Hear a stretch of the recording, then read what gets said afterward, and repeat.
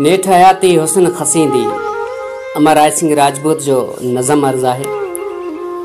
नेठ हयाती हुसन खसींदी, जोबन वाव झोंके वांग्या तकड़ो तकड़ो गुज़री वेंदो।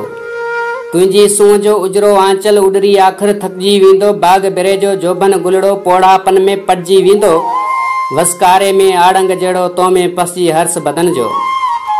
वसकारे में आड़ंग जहिड़ो तो में पसिजे हर्ष बदन जो। गूंजी बरसी घटिजी वेंदो। जज़्बा आख़िर झीणा थींदा, हड बुढ़ापो हीणा थींदा। जेडियूं वेंदियूं जोड़ा वेंदा, गुडियूं वेंदियूं गोड़ा वेंदा। सींध संवारियल सगियूं वेंदियूं, मुरकूं माणा मगियूं वेंदियूं। उजरी अखिजी निर्मल निबतां काजल कतियूं तारा वेंदा। तोखां विसरी आख़िर साइण जीवन जा सभु चारा वेंदा।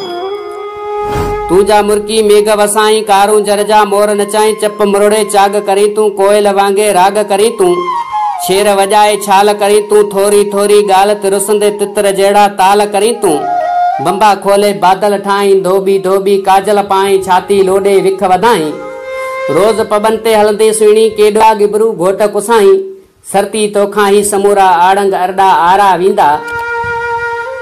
अकजी नीरिन फुलिन जहिड़ा नीरा नासी नेणन रहंदा। जंहिं ॾींहुं सूंह कुराड़ी थींदी, तुंहिंजा ॾींहं साॻियां सेणन रहंदा। बंबन ते पोइ भौरन रहंदा, गुजर तुंहिंजे ॻाढ़े गज ते टांकियल टिकूं टोरन रहंदा। चूड़ियूं सारा चाह छॾींदियूं, कांच करायूं कोॾ न कंदियूं। जीवन जे उन जाट मथे पोइ लहराए का लोड न कंदियूं। सावण सगियूं सोन सरीखियूं, हिरस मजाका होड न कंदियूं। रोहिड़नि सां रीस उप्यारी, पंछण वांगे उजरी वेंदी। ॿाहिरि बदन जे बाग़ीचे मां आख़िर ख़ुशबू उडरी वेंदी। नेठ चुगन में चांदी पवंदी, दिलि दुखनि में मांदी थींदी। जलथल जोबन कींजर जहिड़ो कंहिं ॾींहुं उजरी ऋण कछ थींदो। हाण बि देरि करी थो दिलबर, ही वक़्तु परायो थी वेंदो। ही वक़्तु परायो थी वेंदो।